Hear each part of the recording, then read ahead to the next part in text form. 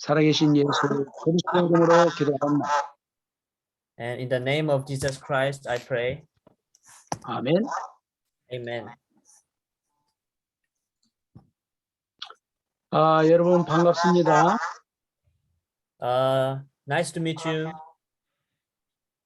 지난번에는 그 시스템 문제 때문에 여러분에게 강의를 못했습니다.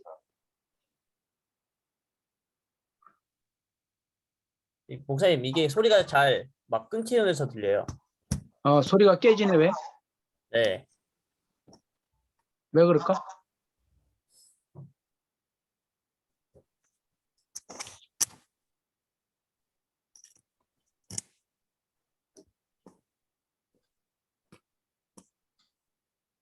그냥 해보세요, 한번. 지난번에 시스템 문제 때문에 여러분에게 강의를 못했습니다. 너무 소리가 커서 그러나?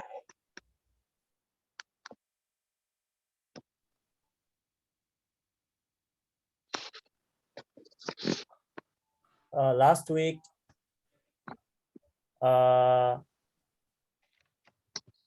we couldn't share the message because of the new year.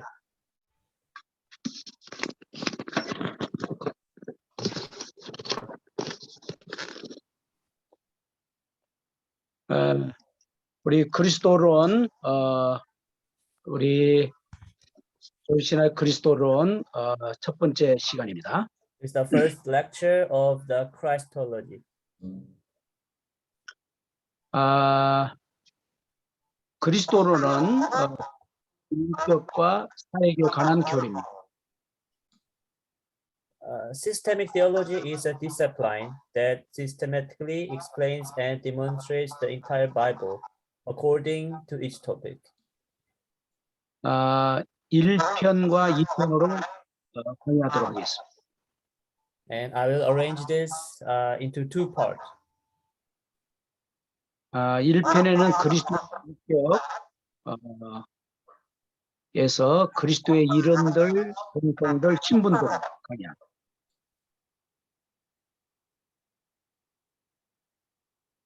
The first chapter is the name of Christ, the name Jesus, the name Christ, the name Son of Man.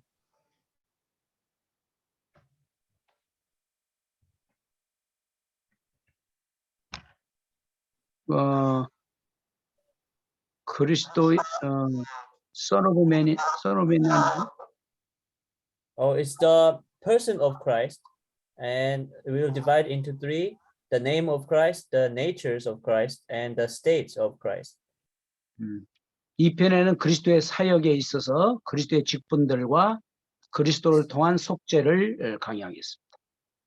And the second part is the work of Christ, and I'll explain the offices of Christ and the atonement through Christ. 제1편의 1장 그리스도의 이름들입니다. And the first chapter and first is the name Christ, name Jesus. 그리스도의 이름은 A, 예수입니다. The name of Christ is the Jesus. 예수라는 이름은 히브리어의 여호수아의 헬라어 형태입니다. The name Jesus is the Greek form of the Hebrew. 이 이름은 구원하다는 히브리어에서 유래했을 가능성이 큽니다. This name most likely comes from the Hebrew word for save. 이것은 주의 천사가 나타나 가르쳐준 이름의 해석과 일치합니다. This is consistent with the interpretation of the name taught by the angel of the Lord. 마태복음 1장 21절에 마리아에게 나실 바 아들의 이름을 예수라라 그랬죠. And in Matthew chapter 1:21, Jesus said, God told to Mary that name the baby Jesus. 구약 성경에서 예수를 예표한 눈의 아들 여호수아는 왕적인 그리스도를 예표하고 여호사닥의 아들 여호수아는 대제사장이신 그리스도를 예표하는 인물입니다. In the Old Testament, Joshua, the son of Nun, who foreshadowed Jesus, foreshadowed the kingly Christ, and Joshua, the son of Jehozadak, foreshadowed Christ, the high priest. One person. 아, 네, 두 번째 B 그리스도입니다. Second is the name Christ. 그리스도라는 이름은 구약 성경에서 기름 부음을 받은 자라는 뜻의 메시아라는 이름에 해당합니다. The name Christ corresponds to the name of the Messiah in the Old Testament, which means anointed one. 구약에서 왕들과 제사장들이 기름 부음을 받았습니다. In the Old Testament, kings and priests were anointed with oil. 왕을 일컬어 여호와의 기름 부음을 받은 자라고 했습니다.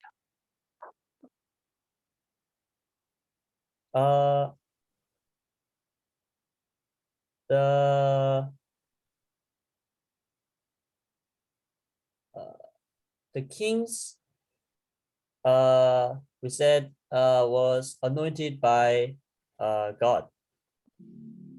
그리고 선지자에게도 기름을 부었습니다. And the prophet was also anointed with oil. 기름 부음에 사용된 기름은 하나님의 신을 상징했고 기름 부음 자체는 하나님의 신을 거룩하게 구별된 사람에게 전가하는 것을 상징했습니다. The oil used in the anointing symbolized the God of God, and the anointing itself symbolized the imputation of the Spirit of God to those who were sanctified. 여호와의 기름 부음을 구약 성경과 신약 성경에서 언급합니다. And anointed with oil, we said, and we mentioned in the New Testament and Old Testament. 그리스도께서는 영원 전부터 자신의 직분들에 임명되셨으나 역사적으로 그분의 기름 부음은 성령으로 잉태되실 때 그리고 특히 세례 받으시면서 성령을 받으실 때 그때 발생했습니다. Christ was ordained to his offices from eternity, but historically, his anointing occurred at conception by the Holy Spirit, and especially at the reception of the Holy Spirit at baptism occurred. 그래서 우리가 이제 예수 그리스도 그렇게 얘기하죠. So we said Jesus Christ. 세 번째 C 인자입니다. So third is the name Son of Man. 인자라는 이름은 시편 8편 4절, 다니엘 7장 13절에서 발견되고 에스겔 선지자에게 의해서 아주 자주 사용됐습니다. The name Son of Man is found in Psalm 8:4, Daniel chapter 7:13, and is frequently used by the prophet Ezekiel. 그리스도께 사용된 이 이름은 다니엘서 7장 13절에서 유래했다고 봅니다. So this name used for Christ is believed to be derived from Daniel chapter 7:13. 인자는 예수께서 자신에게 가장 흔히 사용된 이름이었습니다. Son of Man was the most common name Jesus used for himself. 예수께서는 이 이름을 40배 이상 사용하셨습니다. And Jesus used this name more than 40 times. 물론 이 이름은 그리스도의 인성을 표시한 것이고 때로는 예수께서 자신의 고난과 죽음을 말씀하시는 곳에서 사용하십니다. Of course, this name is an indication of Christ's humanity and is sometimes used where Jesus speaks of his suffering and death. 그 외에도 예수의 독특성, 초인적 특성, 장차 하늘 영광 안에서 하늘 구름을 타고 오실 일을 분명히 암시하고 있습니다. And beyond that, it clearly alludes to Jesus' uniqueness, superhuman character, and future coming on the clouds of heaven in heavenly glory. 이게 지금 우리가 속성으로 강의하니까 시간 관계상 성경 구절은 이렇게 읽지 않습니다. 여러분들이 꼭 찾아 읽어야지 됩니다. And I'm doing this fast, so you have to look for these Bible verses. D 하나님의 아들입니다. So D is the name Son of God.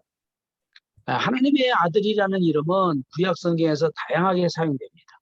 The name Son of God is used in various ways in the Old Testament.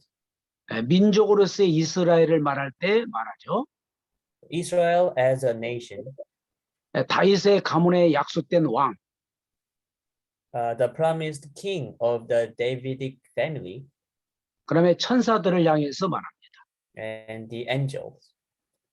그리고 경건한 사람들 일반에게 사용됩니다. Also for used for pious people in general. 그래서 신약 성경에서는 다음과 같은 몇 가지 의미로 예수님께 사용되고 있습니다. So in the New Testament, it is used for Jesus in several senses as follows. 출생적인 의미로 그의 탄생이 성령의 초자연적 역사에 의한 것임을 가리킵니다. 누가복음 In 1장 the 35절에. sense of birth, it refers to the supernatural work of the Holy Spirit in Luke chapter 1:35. 직분적 혹은 메시아적 의미로 메시아가 하나님의 후사이자 대표자로서의 하나님의 아들로 자주 불려집니다. The Messiah is God's heir and representative in the direct or messianic sense. 삼일체적 의미, 하나님이라는 거죠. 삼일체적 의미로서는 예수께서 삼위일체 제2이신 그리스도이심을 가리킵니다. So in the Trinitarian sense, Jesus is the Christ, the second person of the Trinity. 이 주입니다. The name Lord. 신약성경에서 이 이름은 여러 가지로 사용됩니다.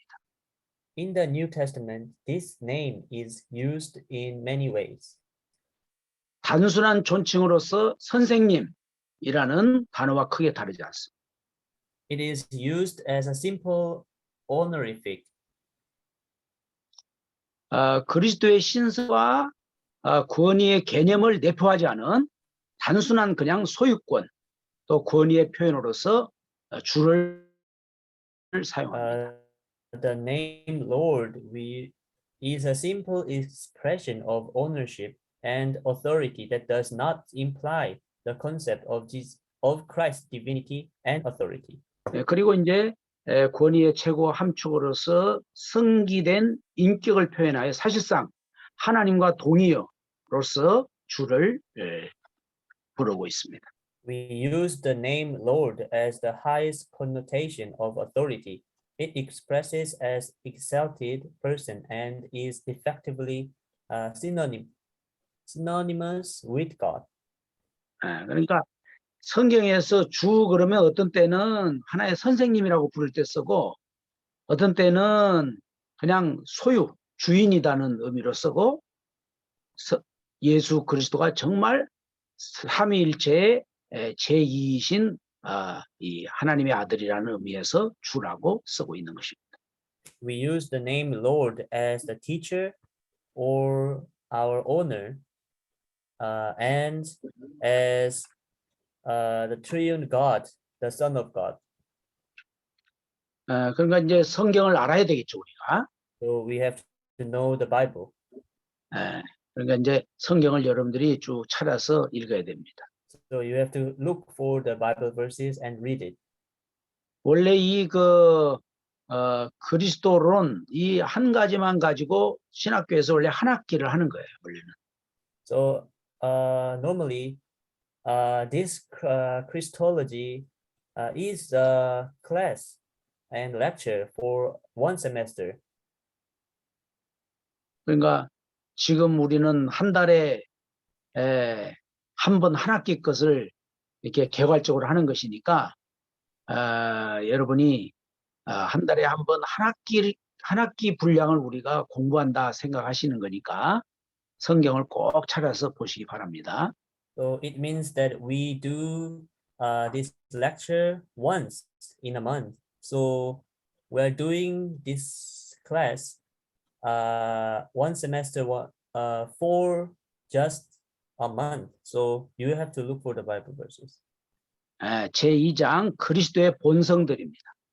So the chapter 2, the natures of Christ. A. 그리스도의 본성들이 지니는 특성입니다. So A is the distinction of natures in Christ.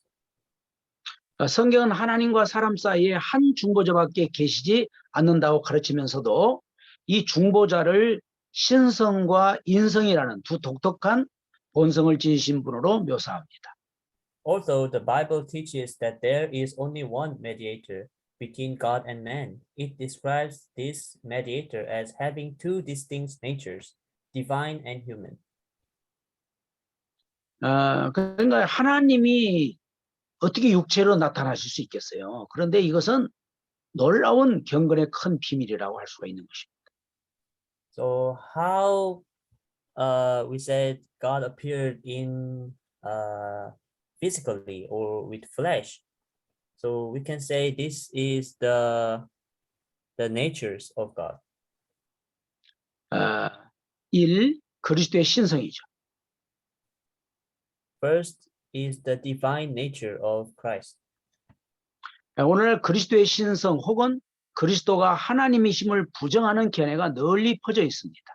There is a widespread view today that denies the divinity of Christ or that Christ is God. 그러나 성경은 분명히 그리스도의 신성을 가르칩니다. But the Bible clearly teaches that divinity of Christ. 구약 성경에서 장차 오실 메시아에 대한 예언들로 증거하고 신약 성경에는 신학성의 증거는 더 훨씬 풍부합니다. The Old Testament testifies with the prophecies of the coming Messiah, and the evidence in the New Testament is much more abundant. 두 번째 그리스도의 인성입니다. So second is the human nature of Christ. 성경이 그리스도의 인성에 관해서 제시하는 증거는 풍부합니다. The evidence the Bible offers about the humanity of Christ is abundant. 그리스도께서는 자신을 사람이라고 부르시며 다른 사람들도 그렇게 부릅니다. Christ calls himself man, and so do others. 그분은 육체로, 즉 인간의 본성을 지닌 채 오셨습니다. He came in the flesh with human nature. 그리스도는 인성의 본질적 요소들인 육체와 영혼을 지니셨습니다. Christ had a body and a soul, which are the essential elements of humanity. 그분은 인간의 정상적인 성장 법칙과 인간의 여러 가지 공공과 고통에 종속되셨습니다. He was subject to the normal laws of human growth and various human hardships and suffering. 하지만 그리스도는 실제로 인간입니다. 실제로 인간이면서도 죄는 없으시다. However, although Christ was a real human being, he was without sin. 그분은 자신 안에 인성과 신성의 본질적 결함 때문에 죄를 범하지 않았을 뿐 아니라 죄를 범하실 수도 없었습니다. He was not only but did not sin because of the essential union of humanity and divinity in himself, but he could not sin. 오늘날 어떤 사람들은 그리스도의 무죄성을 부정합니다. 그러나 성경은 분명하게 그리스도가 죄가 없다는 사실을 증거하고 있는 것입니다. Some today deny the innocence of Christ, but the Bible clearly testifies of Christ's innocence. 세 번째로, 그러면 그리스도가 왜 인성과 신성의 그리스도 안에 이 인성과 신성의 두 본성이 존재해야 하는가? 거기에 대한 필요성입니다. So the third is the necessity of the two natures in Christ. 그리스도께서 인간이신 동시에 하나님이시지 않다면 우리의 중보자가 될 수가 없는 것입니다. If Christ is not both man and God, then he cannot be our mediator. 그래서 인성에 있어서 그리스도가 구속사역에서 죄인들을 대표할 수 있으려면 인간이 돼야 돼요. 인간 중 하나가 돼야 되는 것입니다. In order for Christ to be able to represent sinners in the work of redemption, he has to become one of them. 인간의 본성을 취하시되 인간의 모든 연약성을 지닌 인간 본성을 취하실 필요가 있었습니다. It was necessary to take human nature, but to take human nature with all human frailties. 이러한 참인성을 지니신 중보자, 즉 인류가 처한 저주를 경험적으로 아시고 모든 시험을 이기신 중보자만이 인간이 겪는 모든 경험과 시련과 유혹을 체휼할 수가 있었고 자신을 따르는 자들에게 온전한 인격적 본이 될 수 있었습니다. Only the mediator with this true humanity, who experienced the curse of mankind and who overcame all temptations, was able to empathize with all human experiences, trials, and temptations. He could be a perfect human example for his followers. 동시에 그리스도는 죄가 없는 인간이셨기 때문에 죄 때문에 자기 목숨을 잃는 자가 다른 사람들을 구속할 수 없기 때문입니다. At the same time, Christ has to be a sinless man, for he who loses his life for sin cannot redeem others. 이게 그리스도의 인성의 신비입니다. And this is the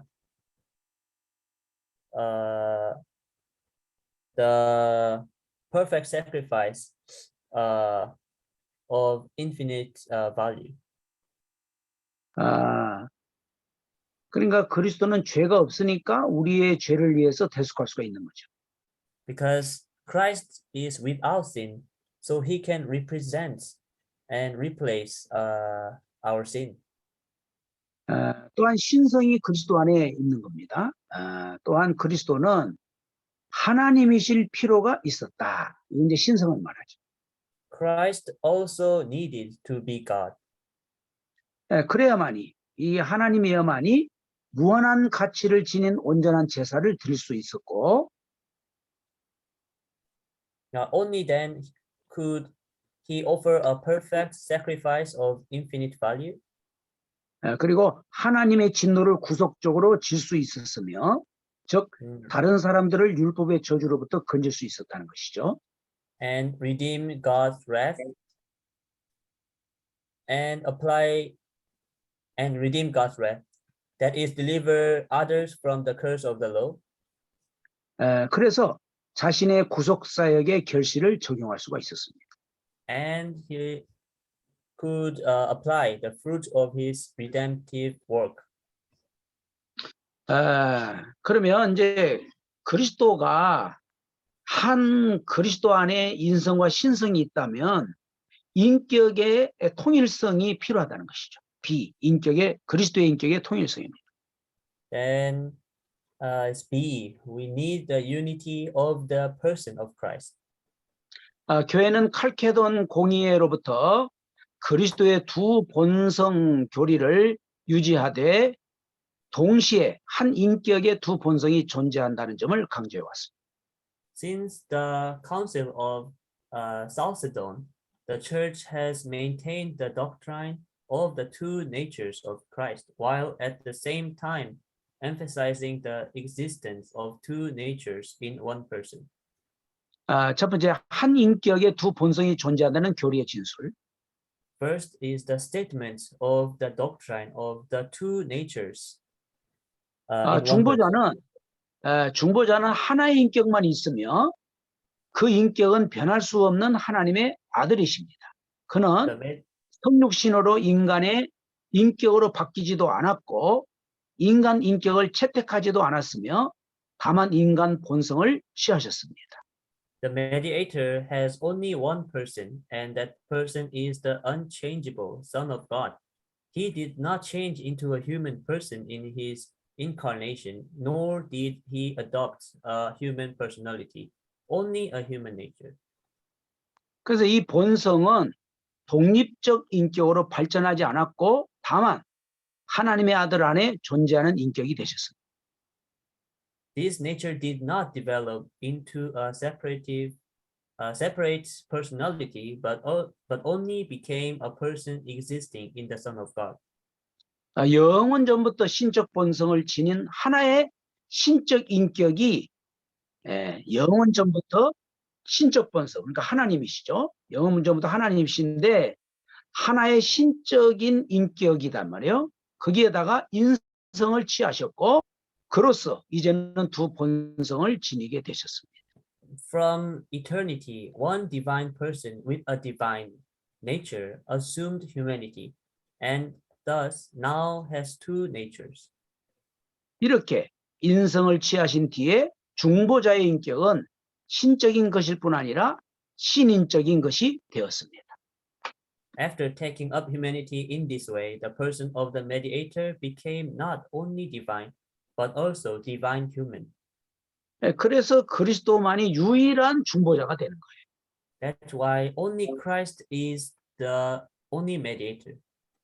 원래 그리스도는 하나님이신데 완전한 인성을 입고 이 땅에 오셔서 한 인격의 완전한 인성을 취하신 것이라는 거예요. 그래서 하나님이시면서도 참 인간으로서의 중보자 이치에 있게 되는 것입니다. So Jesus is the Christ, and he has a character and a personality. So he came as one of the only mediator. 두 번째, 그리스도의 인격의 통일성에 대한 성경적 증거. And second is the scriptural proof for the unity of the person in Christ. 만약에 우리가 이제 생각할 때 만약에 그리스도께 두 인격이 중복되어 계시다면 성경에서 그 흔적을 발견할 수 있으리라고 기대할 것입니다. 하지만 성경에는 그러한 증거가 전혀 없습니다. If Christ has two personalities, one would expect to find traces of them in the Bible, but there is no such evidence in the Bible. 그래서 말씀하실 때 인간적으로 의식하셨던 신적으로 의식하셨던 말씀하시는 분은 언제나 동일한 인격입니다. When speaking, whether humanly conscious or divinely conscious, the speaker is always the same person. 인간의 속성들과 행위들이 때로는 신적 칭호로 지칭되는 인격에 적용되고 반면에 신적 속성들과 행위들이 인간적 칭호로 지칭되는 인격에 적용됩니다. Actions are sometimes applied to persons referred to by divine titles, whereas divine attributes and actions are applied to persons referred to by human titles. 그래서 여러분 성경을 쭉 읽어보시고 예수 그리스도는 두 본성이 한 인격에 계시지만 중복되거나 혼동되지 않고 항상 통일성이 있다는 것을 성경을 통해서 증거하고 있는 것입니다. So you really have to read the Bible and understand that Jesus has two personalities and they are not separated or they are by itself. They are all in unity. C. 그리스도론에서 발생하는 몇 가지 중요한 오류들이 있습니다. C is some important errors in Christology. 1. 신성의 실제에 대한 부정. First is a denial of the reality of the divine nature. 기독교의 처음 몇 세기에는 에비온파와 알로고스파가 그리스도의 신성의 실제를 부정했습니다. In the first few centuries of Christianity, the Ebionites and the Alogi denied the reality of the divinity of Christ. 좀 더 최근에는 종교개혁 시대의 소시니파와 유니테리언파가 그리고 오늘날의 자유주의 신학자들이 그것을 부정했습니다. More recently, the Socinians and Unitarians of the Reformation era, as well as the liberal theologians of today, have denied it. 그러니까 이 사람들은 예수님의 하나님이라는 것을 부정하는 것입니다. So they are denying that Jesus is the God. 그러니까 이제 삼위일체에 대해서 이해가 안 되는 거죠. 그러니까. So they don't understand the Trinity of God. 오늘날에는 그 자유주의 신학자들은 예수는 하나의 그냥 인간으로서만 그들은 보고 있는 것이죠. So the liberal theologians, they are viewing the Jesus as just a normal person. 두 번째, 그리스도의 인성의 실제에 대한 부정. So second is the denial of the reality of Christ's human nature. 2세기 영지주의는 그리스도의 인성의 실제를 부정했습니다. Second century Gnosticism denied the reality of Christ's humanity.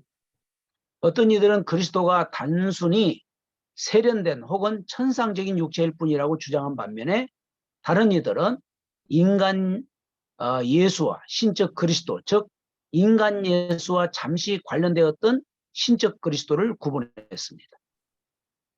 Some argued that Christ was merely a refined or celestial body, while others made a distinction between the human Jesus and the divine Christ. The divine Christ briefly related to the human Jesus. 4세기 사벨리우스파는 그리스도를 단순히 하나님께서 자신을 나타내신 양태라고 간주했습니다. The Sabellians of the 4th century regarded Christ simply as the mode in which God manifested himself. 그러니까 이 사람들은 예수님이 우리와 똑같은 인성을 지녔다는 것을 부정하는 거예요. 어떻게 하나님이 인간이 될 수 있느냐는 거지. And these peoples, they are denying that how could Jesus have the same personality as a human being? So they are denying these things. 세 번째, 두 본성의 완전성에 대한 부정.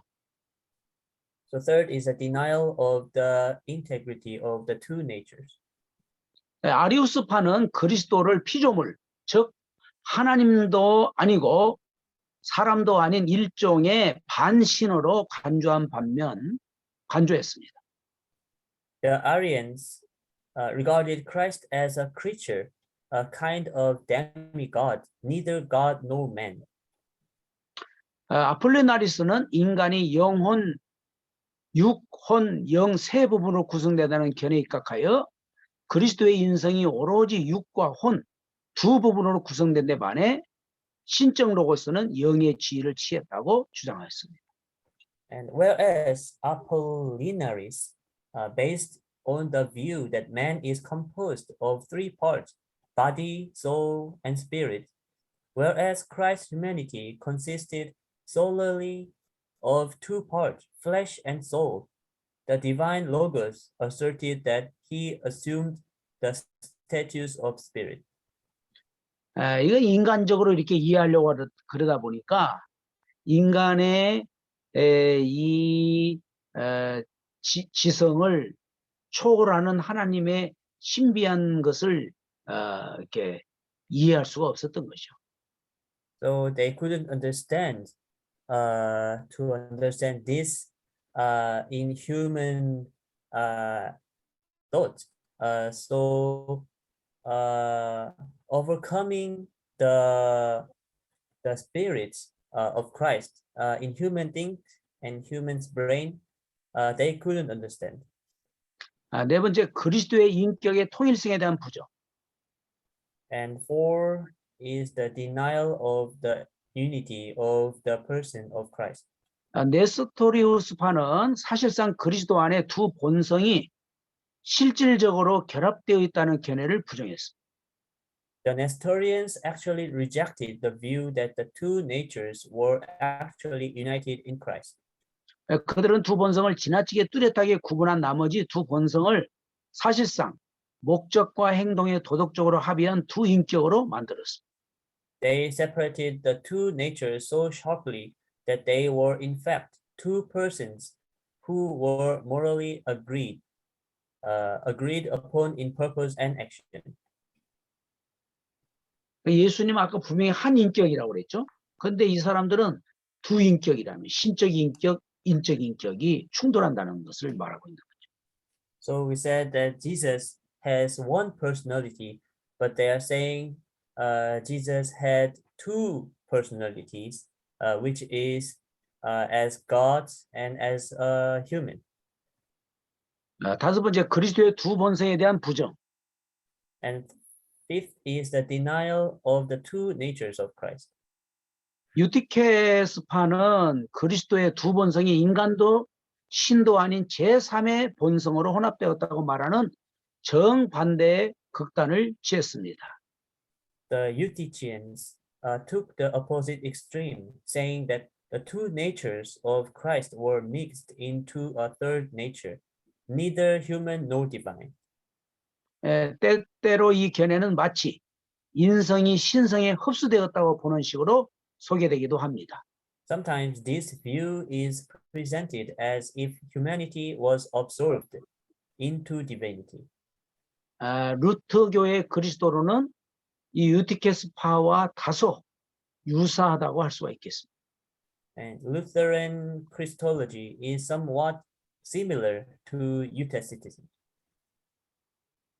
3장 그리스도의 신분들입니다. So chapter 3 is the state of Christ.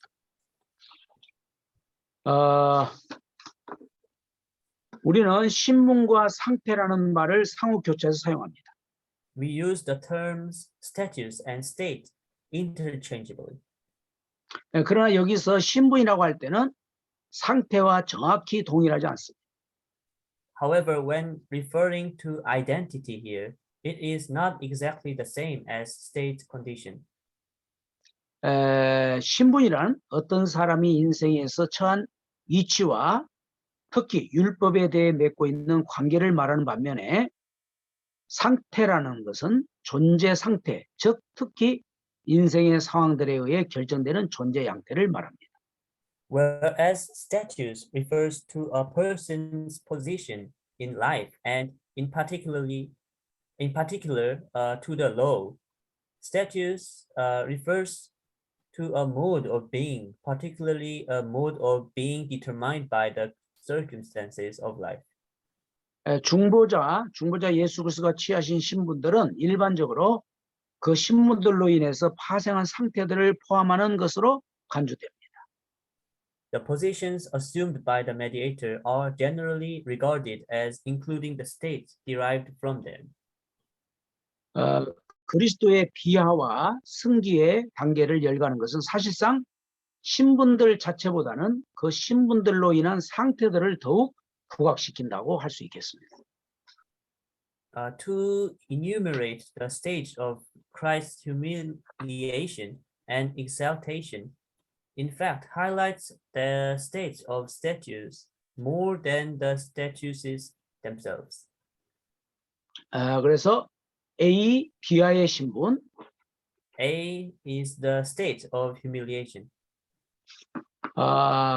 비하의 신분은 그리스도께서 우주의 주권적 통치자로서 지니셨던 신적 위엄을 버리시고 종의 형태로 인성을 취하신 일입니다. The status of humiliation is the abandonment of the divine majesty that Christ had as the sovereign ruler of the universe and the taking of humanity in the form of a servant. 즉 친히 최고의 입법자이신 분께서 율법의 요구들과 저주에 종속된 것입니다. That is the one who is himself the supreme lawgiver is subject to the requirements and curses of the law. 그리스도의 이 신분은 그렇게 낮아지신 결과로 처하게 된 상태에 나타나는데 다음과 같은 단계로 구분됩니다. It appears in a state of being, in a state of being, and it is divided into the following stages. 그러니까 여기에서 어떻게 하나님이신 분이 법을 만드신 분이 이 땅에 육신의 몸을 입고 와서 그 법에 복종하시면서 우리를 위해서 자신을 내어주셨는 이런 놀라운 은혜를 우리가 알 수가 있는 거예요. So from here, how God, who made the law, came to the earth and obeyed the law that He made. We can say, we can see the mercy of God. 1. 그리스도의 성육신과 탄생. First is the incarnation and the birth of Christ. 여기 내용들은 그냥 읽어보면 알 수 있습니다. 그래서 쭉 읽겠습니다. And here, if you read this, you will understand. 때로 말씀이라고 불리는 하나님의 아들이 성육신으로서 육신이 되셨다. The Son of God, sometimes called the Word, became flesh by incarnation. 이것은 그분이 과거의 신분을 중단한 채 인간으로 변하셨다는 뜻이 아니다. This does not mean that he ceased to be of his former identity and changed into a human being. 하나님의 아들은 자신의 본질적 본성에서 성육신 이전이나 이후가 온전히 동일하다. The Son of God is completely the same before and after the incarnation in his essential nature. 그분이 육신이 되셨다는 것은 신성에 덧붙여 육체와 영으로로 이루어진 온전한 인간 본성을 취하셨다는 뜻일 뿐이다. When he became flesh, it means that he took on the fully human nature of body and soul in addition to the divine. 그분은 성육신을 통해서 인간의 하나가 되셨다. He became one of human beings through the incarnation. 마리아의 실체로부터 자신의 인성을 취하시기 때문이다.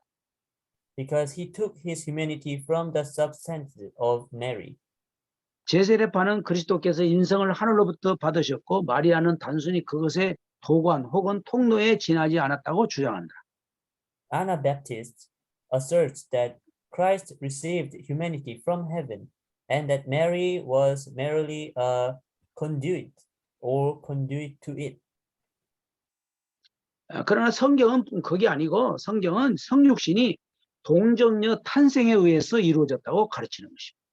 The Bible teaches that the incarnation was accomplished by the virgin birth. 그리스도의 탄생과 관련하여 성령께서는 그리스도의 인성이 마리아에게 잉태되도록 하셨고 이 인성을 잉태된 순간부터 거룩하게 하셨다. 이로써 인성이 죄의 오염에서 벗어나도록 하신 것이다.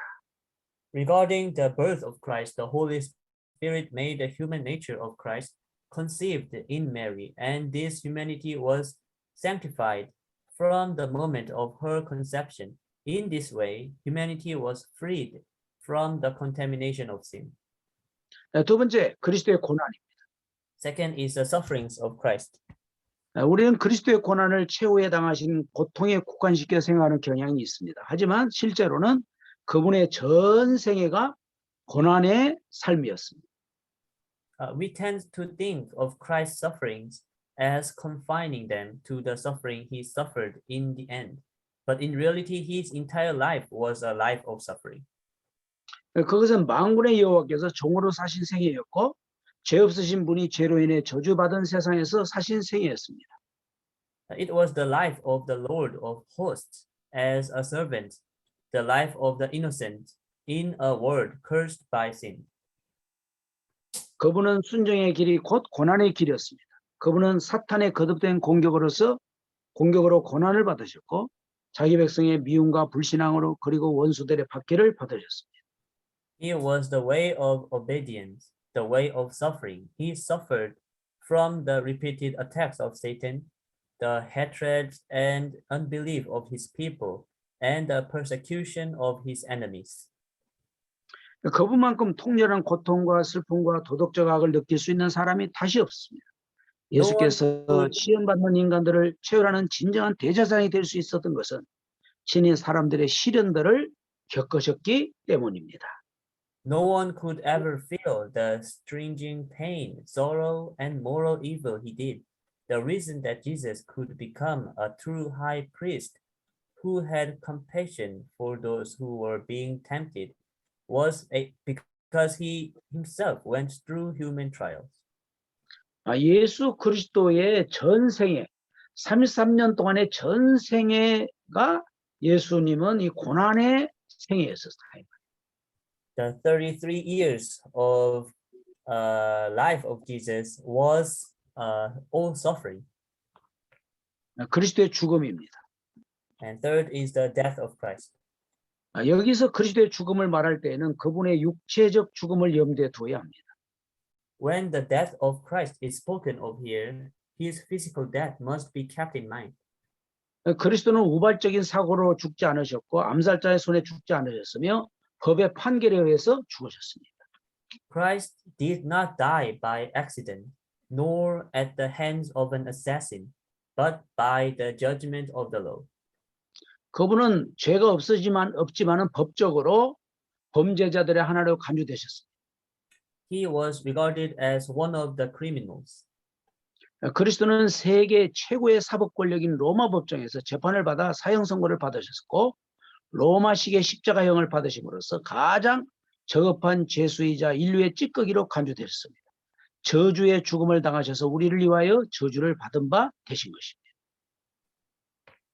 Christ was tried and sentenced to death by the Roman court, the highest judicial power in the world. By being crucified in the Roman style, he was regarded as the lowest prisoner and the dregs of mankind. He suffered a cursed death and became accursed for us. 네 번째 그리스도의 장사입니다. And fourth is the burial of Christ. 그리스도의 죽음은 비하의 마지막 단계로 볼 수 있고 이것은 특히 십자가에서 마지막으로 하신 다 이루었다는 말씀에 비춰볼 때 더욱 그러합니다. The death of Christ can be seen as the final stage of humiliation, especially in light of his last words on the cross. It is finished. 하지만 이 말씀은 그분이 능동적으로 고난을 당하셨음을 확실하게 가리킵니다. 그분은 장사가 비하의 일부를 이루었다는 것도 분명합니다. 인간이 흙으로 돌아가는 것은 죄에 대한 형벌의 일부분입니다. 더욱이 성경에서 구주께서 무덤에 머무신 일이 비하였음을 함축합니다.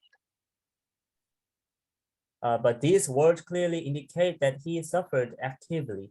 It is also clear that his business was part of the humiliation.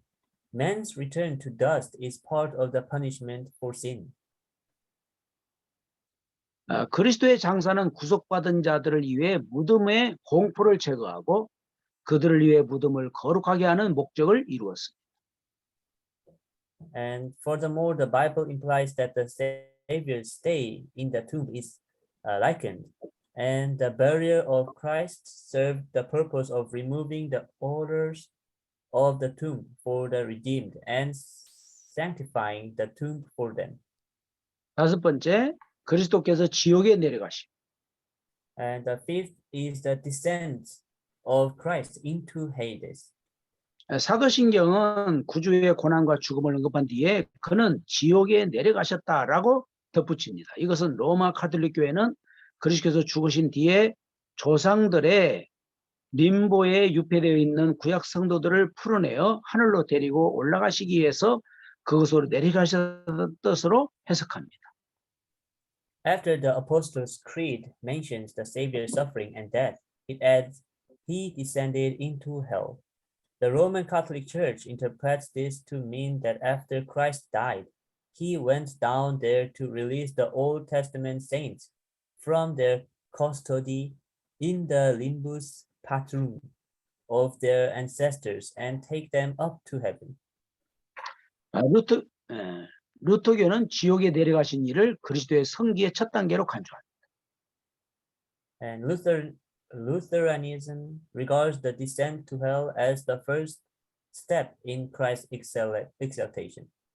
개혁교회들은 대체로 상징적으로 해석하여 그리스도께서 겟세마네와 십자가에서 지옥의 고통을 당하셨다는 뜻으로 이해합니다. Reformed churches usually interpret it symbolically to mean that Christ suffered hell in Gethsemane and on the cross. 그리스도께서 A. 동산과 십자가에서 지옥의 고통을 당하셨고 B. 비하의 가장 낮은 단계인 죽음의 상태에 들어가신 것이죠. Christ suffered hell in the garden and on the cross, and he entered the state of death, the lowest stage of humiliation. B. 성기의 신분입니다. B is the state of exaltation. 성기의 신분에서 그리스도께서는 언약의 의무인 율법 아래에 놓였던 상태에서 벗어나 죄에 대한 형벌을 가르치시고 치르시고 죄인들에게 의와 영생의 공로를 주었습니다. 얻으셨습니다. In the status of exaltation, Christ freed himself from the covenant duty, the law, and paid the penalty for sin, and obtained the merit of righteousness and eternal life for sinners. 지금은 중보자로서 하나님의 온전한 호의와 기쁨에 들어가셨고 그에 따른 영예와 영광을 입고 계신다. 여기서는 네 단계를 고려해야 합니다. Now, as a mediator, he has entered into a full favor and joy of God, and is receiving the honor and glory accordingly. 4 steps should be considered here. 그리스도의 부활이죠. First is the resurrection of Christ. 부활은 그리스도의 신분에서 커다란 전환점이었습니다. The resurrection was a great turning point in Christ's identity. 부활의 본질, The nature of the resurrection. 그리스도의 부활은 그분이 다시 살아나시고 육체와 영혼이 재결합했다는 단순한 사실로 이루어지지 않았습니다. The resurrection of Christ did not consist of the simple fact that he rose again and that body and soul were reunited. 만약에 이것이 부활의 전부였다면 그분은 잠자는 자들의 첫 열매라고 불릴 수 없었고 죽은 자 가운데서 먼저 나신 자라 불릴 수도 없었습니다. If this were all the resurrection, he could not be called the first fruits of them that slept, nor could he be called the firstborn from the dead. 부활은 그리스도 안에서 육체와 영혼을 포함하는 인간 본성이 원시에 맨 처음 창조될 때 그 순결과 힘과 완전으로 회복되었고 심지어 한층 더 높은 차원으로 격상되는 한편 육체와 영혼이 재결합하여 살아있는 유기체를 이루는 것입니다. Resurrection was the restoration of human nature, including body and soul, to its original purity, strength, and perfection in Christ, and elevated even to a higher dimension, while the body and soul were reunited to form a living organism. 그리스도는 부활을 통해서 생명을 살려주는 영이 되셨습니다. After the resurrection, Christ's body was a spiritual body transformed into a perfect organ of the soul. 부활의 의미, The significance of the resurrection. 부활은 그리스도가 언약의 의무인 율법의 요구를 이루셨다는 성부의 선언입니다. The resurrection is the Father's declaration that Christ has fulfilled the requirements of the law, the obligation of the covenant. 부활은 장차 신자들의 칭의와 영적 출생과 장래의 부활의 발생할 일을 상징합니다. The resurrection symbolizes what will happen in the future believers' justification, spiritual birth, and future resurrection. 부활은 우리의 칭의와 중생과 최후의 부활의 원인입니다. Resurrection is the cause of our justification, regeneration, and final resurrection. 예수 그리스도께서 모든 율법을 다 이루시고 의롭다, 완전히 의로우신 분으로서 부활하시기 때문에 우리를 의롭다고 할 수가 있는 것이죠.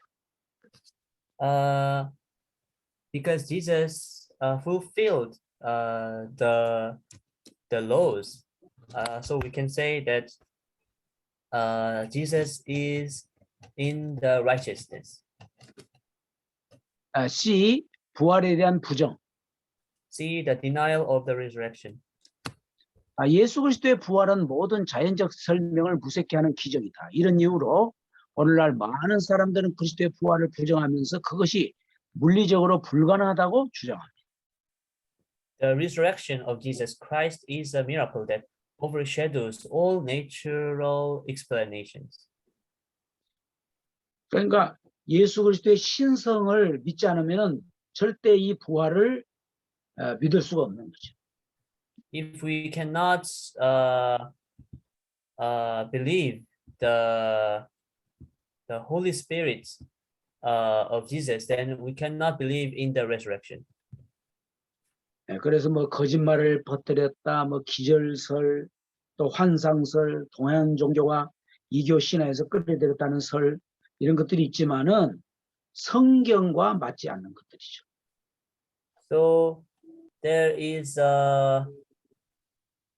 claiming that it is physically impossible, such as the theory of spreading lies, the theory of fainting, the theory of illusion, the theory that it was taken from Eastern religious and pagan myth, but it does 두 not 번째, match the facts of the Bible. 두 번째 그리스도는 부활하시고 그다음에 어떻게 했습니까? 승천하셨습니다. Second, the ascension of Christ. 그리스도의 성천은 부활만큼 뚜렷하게 부각되지 않는다. 부활은 예수의 생애에서 진정한 전환점이었고 성천은 부활의 필수적인 보완과 완성이라고 할 수 있습니다. 성천에 관한 성경의 증거 역시 많이 있습니다.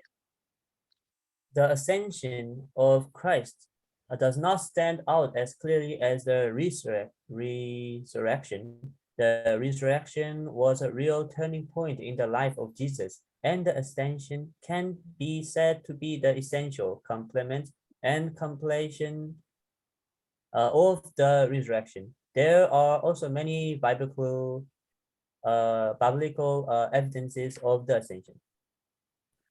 A. 성천의 본질. A is the nature of the ascension. 성천은 중보자의 인격이 그의 인간 본성에 따라 가시적으로 땅에서 하늘로 올라가신 일로 묘사할 수 있습니다. Ascension can be described as the personal ascension of the mediator according to his human nature, visibly from earth to heaven.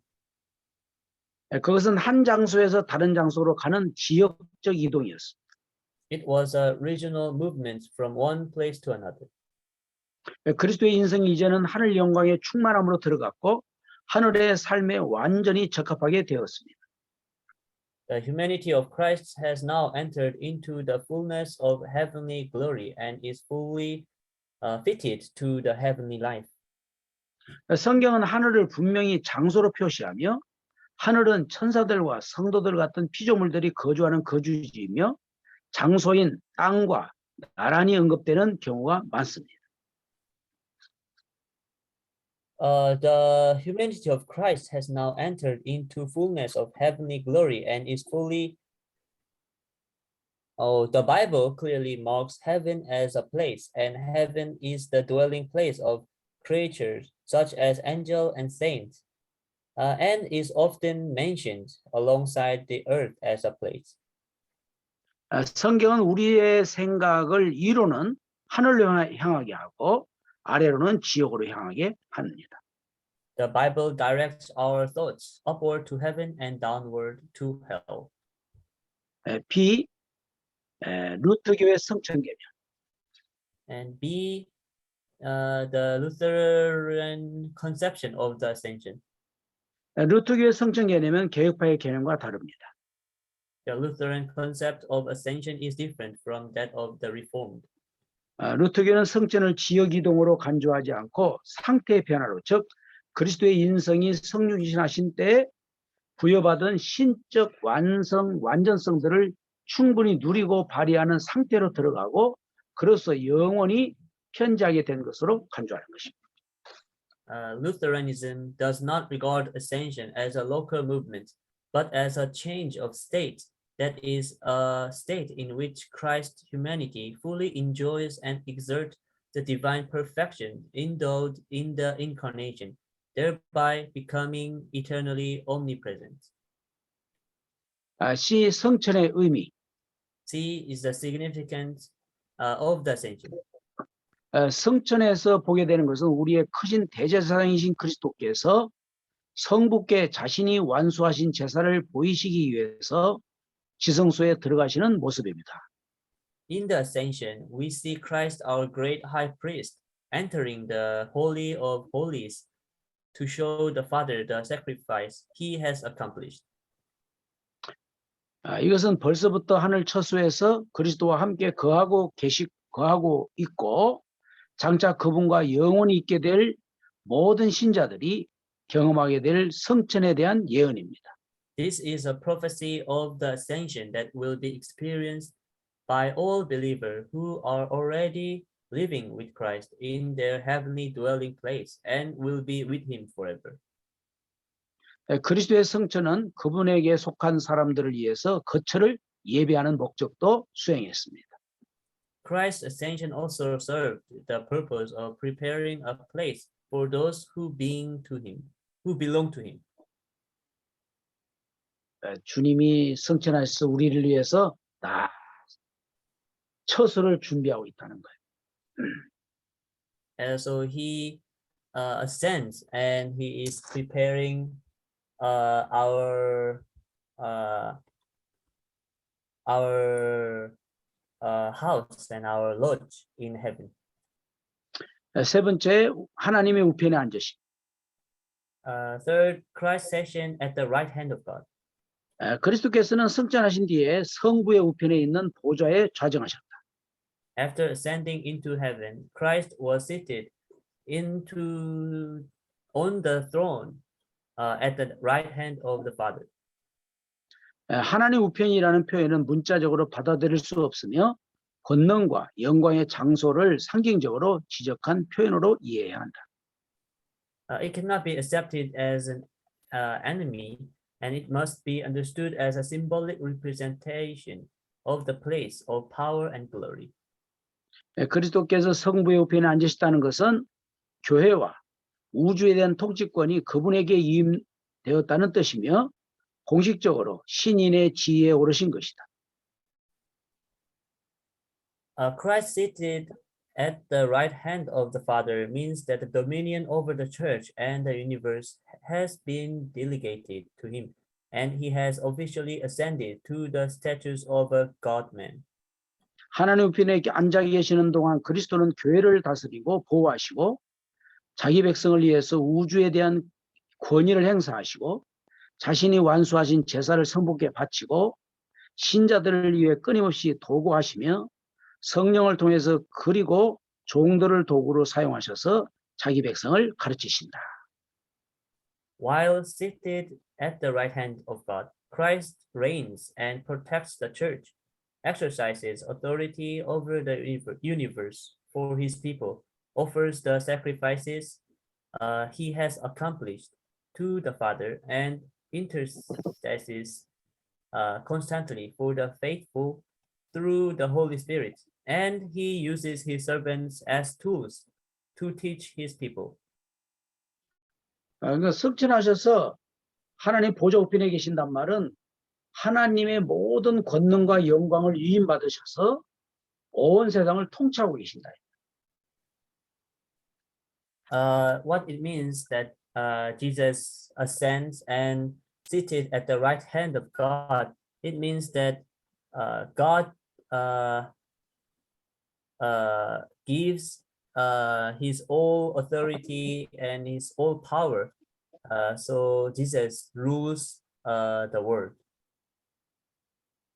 지금도 우리를 위해서 기도하고 계시는 거죠. 중보자로서. So even now he is praying for us as the mediator. 성령을 통해서 주의 제자들을 통해서 세계 복음화를 이루고 계시는 것입니다. And through the servants and disciples of God, he is establishing the world evangelization. 마지막 네 번째로 그리스도의 육체적 재림. And lastly, the fourth, the physical return of Christ. 그리스도의 성기는 그분이 재판장의 자격으로 재림하실 때 비로소 가장 높은 단계에 오른다. The exaltation of Christ rises to the highest level only when he returns in the capacity of a judge. 어떤 이들은 그리스도의 재림 약속이 오순절에 성령으로 오셨을 때 실현되었다고 주장하지만 이것은 영적이고 불가시적인 재림이었던 반면에 성경은 육체적이고 가시적인 재림을 가르칩니다. Some claim that the promise of Christ's return was fulfilled when he came as the Holy Spirit on the day of Pentecost. But this is 오순- spiritual and invisible. While it was the second coming, the Bible teaches the physical and visible coming, a visible second coming. 오순절 이후에도 성경은 그리스도의 재림을 가르칩니다. Even after Pentecost, the Bible teaches the second coming of Christ. 예수 그리스도의 재림은 세상을 심판하고 하나님의 백성에 대한 구원을 완수하는 목적으로 있을 것입니다.